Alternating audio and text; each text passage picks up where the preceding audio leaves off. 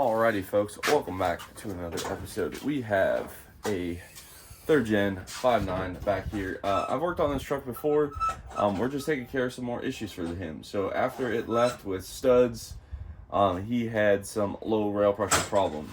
We did our best to write his tune file to kind of navigate around that. He has just a little bit too big of an injector with a little bit too weak of a stock CP3 pump, and he was running into low rail pressure. So a lot of times what happened on his truck is when you were trying to leave from a stop, or you were trying to, I guess, essentially, what's the word?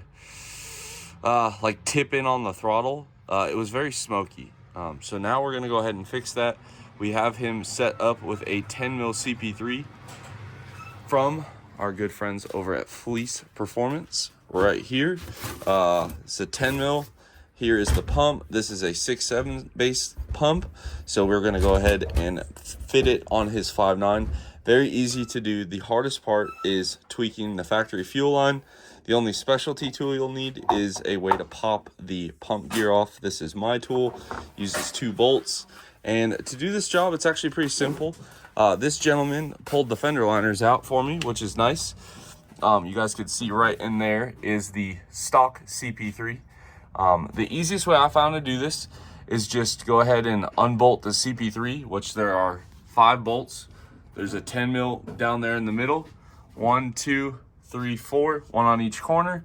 And then we also have to remove the CCV return, which is right, let me get you guys a better look in here. He's got the King Speed one, but it's right there. If you guys look right in there. So I'm gonna go ahead and knock the pump off, or sorry, the CP3 off, get our FCA disconnected and our fuel lines. It's only 2 fuel lines. You have your supply line right here, and then you have your return line right there. Now, this is where it gets a little different on the 5.9 versus 6.7. The 6.7s come straight in, the 5.9s veer down in there. And then we also have to remove this plastic access cover on the front, which is located right here. It uses a 3/8 drive ratchet. So I'm gonna go ahead and start getting to work on getting that pulled out. And then obviously his high pressure fuel line. So let's go.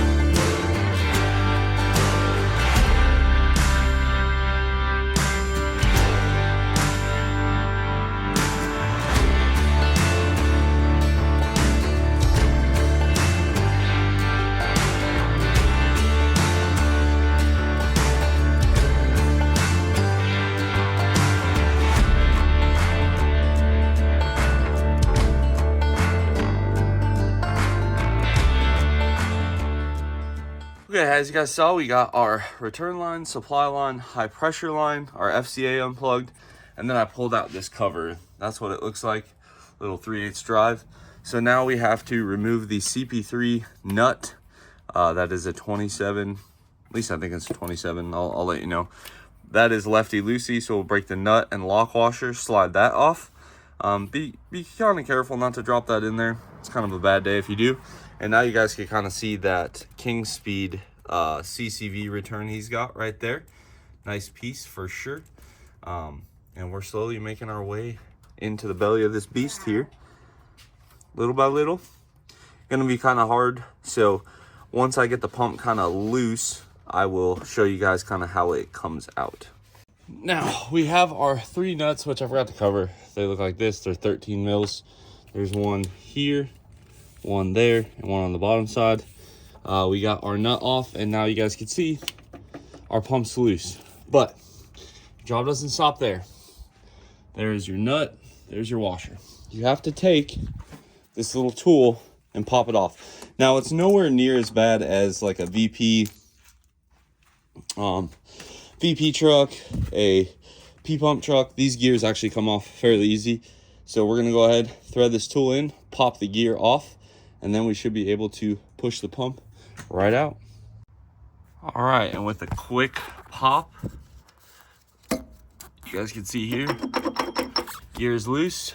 Now, to slide this pump back, usually all I do, okay, I'll take a pry bar and I'll kind of pry off this top part. And once you get a good enough section in here, you can kind of use a little flat blade. Be careful doing that. You don't want to damage this surface.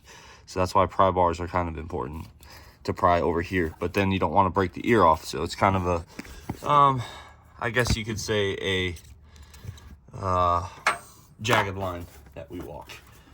It's just a little O-ring that is swollen that seals this. So you'll kind of just grab it here like so, just like we talked about with that one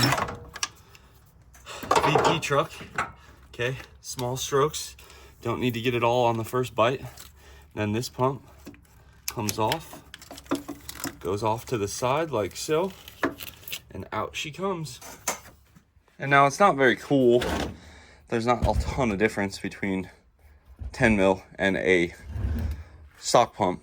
As you can see here, this is the 6.7 style. You could tell in here. And then also the dead giveaway, I tell people on 6.7s, 6.7 feeds here, okay? 5.9 doesn't even have a feed port, okay? 5.9 feeds in the front, 6.7 feeds from the back. Returns are in the same spot. And the high pressure outlets, they're close, and you'll see what I mean. So now we're gonna just do the reverse. You're gonna take a little bit of clean engine oil, lube up this O-ring here. You wanna make sure this shaft stays nice and clean. I'll brake clean that off. And then the gear actually presses onto that when you torque it. Pretty sweet little setup, honestly. These don't really spin gears unless they're left like completely loose. So now we're gonna go ahead and throw this Fleece 10 mil on, but I wanted you guys to at least see on a bench the difference between 5.9, 6.7, and why they are actually able to be swapped.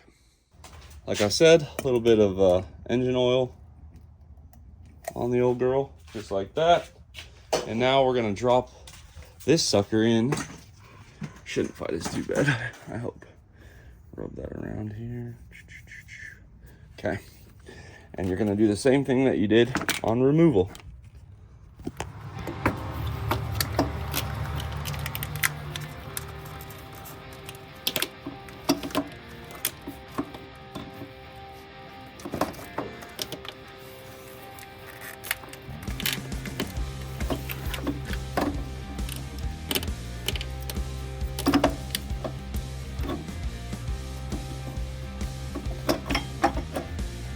Also doesn't help, this guy's got a ginormous ranch hand bumper on here. So then from here, I'll put this nut on here. 1, 2. We're gonna put a little Loctite on those. Now, granted, it was in my own truck, so maybe installer error. But we'll put a little blue on there for the guy. A little blue, that way I can sleep better at night. And I feel like that's all mechanicing really is anymore, guys, is the work you put out. Do you lose sleep at night? And I don't know, I feel like some shops these days don't even know what that means, but that's for another video. The amount of work that I've had to redo that's came to my house from local shops out here in the area. Absolutely tragic.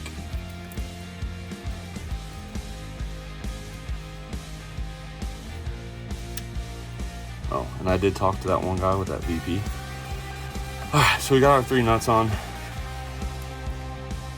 Okay, they're on. Now these get torqued. I'm not gonna do that just yet. I'm gonna go ahead and pull the gear puller off the front here, which I know you guys really don't have a good angle on that. I apologize. It's a factory fan clutch. Really puts a damper on your guys' view in the front here. So 1 bolt of the pump puller out. Now we'll get the second one out.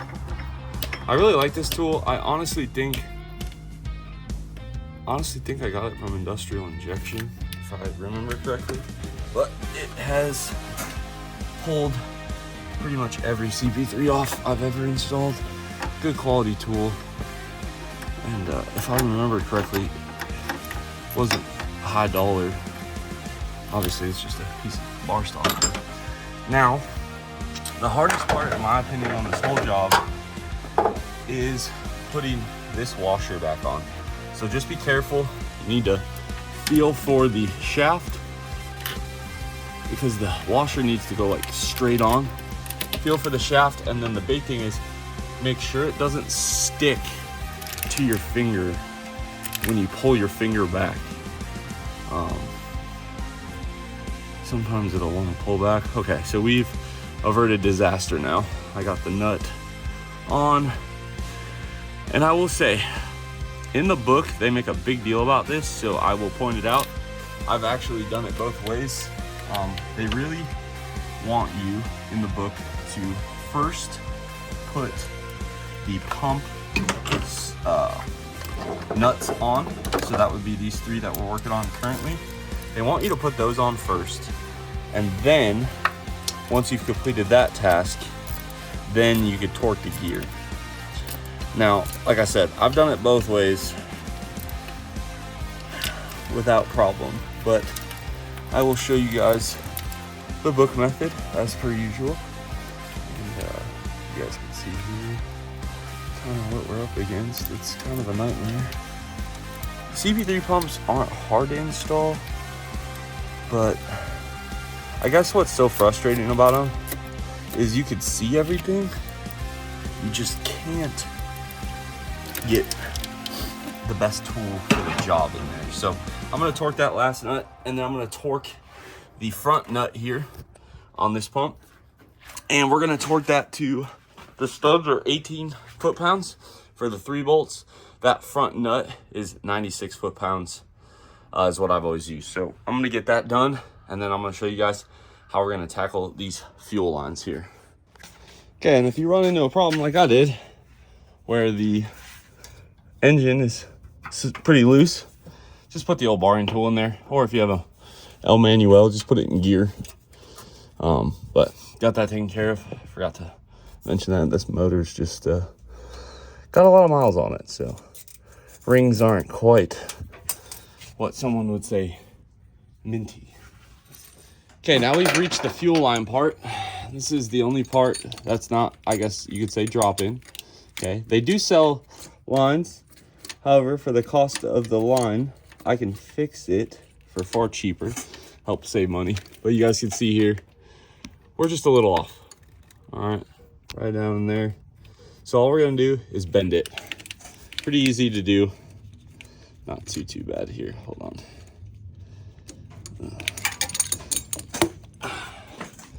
All we have to do is take this line,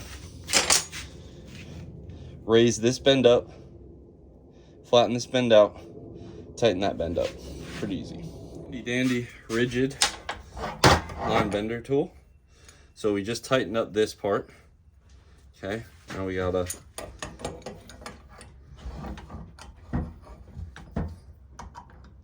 loosen up this part.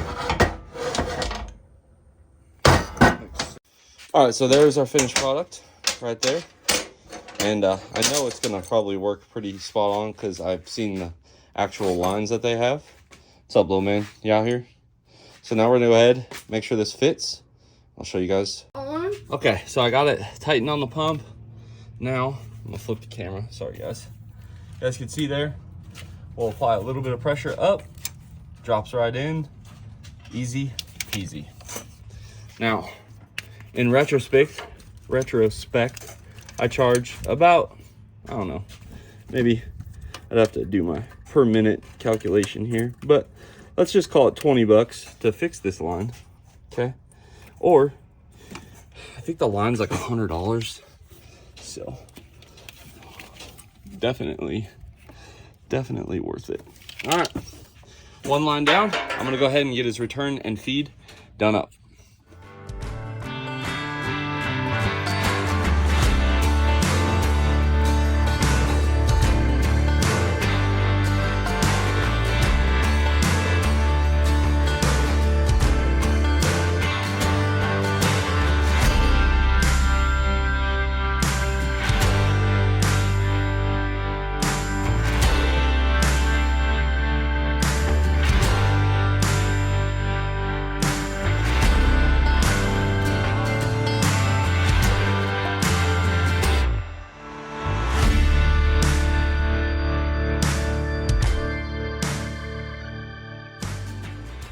Yeah, 270, I figured it had quite a few miles on it, just given how it barred over.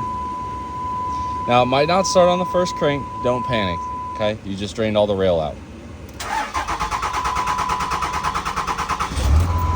Okay, pretty anticlimactic. Got rail pressure sitting at 7K.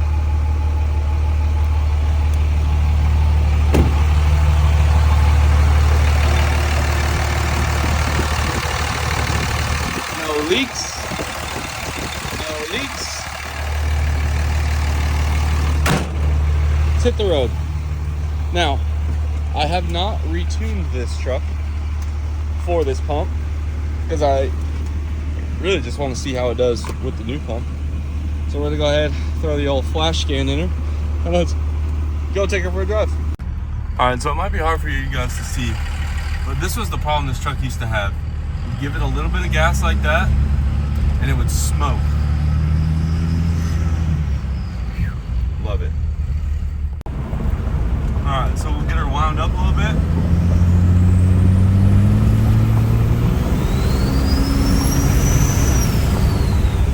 Yes, sir. That's about, we'll work on that a little bit, but that's honestly not too bad for the size of the injectors that are on this thing. And that was probably every bit of 50% throttle. We'll give you guys from a dead stop here. I think we'll just play with the sensitivity on the throttle.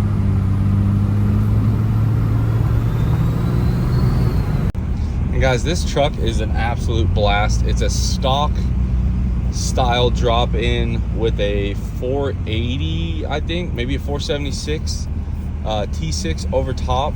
This thing, I want to say, I think it's 120 horsepower injectors. I don't recall off the top of my head. The only downside of this truck is it's a mega cab and the trans is not built crazy at all, so we can't really do a ton of crazy testing, nor do I really want to. Our big concern there is just making sure it stays clean, and I would say mission accomplished. This truck, I have it set for about 600 horsepower on tune 5. Tune 1 should be pretty close to stock, and we'll just check those logs, kind of see what she's looking like here, and go from there. All right, guys, we've gotten all our logs and everything else.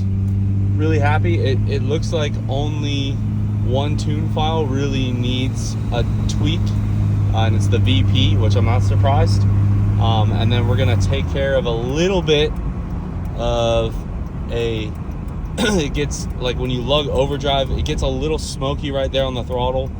So we're gonna massage that a little bit. And then just to make it a little bit cleaner, we'll probably bump his rail pressure up a little bit in a couple spots that I logged. And that should take care of his issues. All in all, this truck drives 1,000% better. It's so responsive on the pedal now. Like, hopefully you can hear. So we're off the throttle.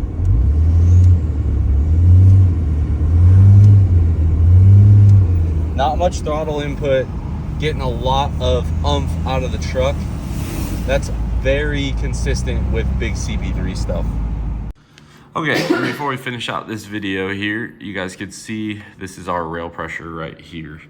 The problem we were having was as soon as you crack the throttle, it was losing rail. As you could see, we are nice and consistent. It's gonna fluctuate a little bit, as you can see by the wavy line, but the big thing is when it's asking for 14, it's getting 14.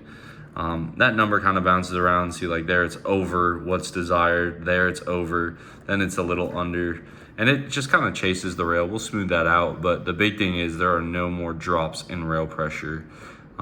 You can see up there on the throttle. Very, very nice. All right, so successful test drive, successful logs. We'll make a couple of tweaks, but there she is.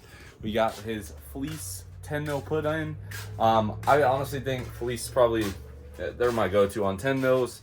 Dynamite's my go-to on 12 mils, and Exergy is my go-to on 14s. Most of the companies all make decent pumps. I don't like the high-speed stuff from S&S on like a lot of street-driven vehicles. I feel like they're kind of hard to tune. That's more on me. They do make the power. The Exergy 14s, it took me a while, but once I got it figured out, it really wasn't that big of a deal. So that's kind of where we fall. I like the Fleece and the DDP 10 and 12s. Factory FCAs, you can put them in factory trucks and they don't wig out, which is a big plus.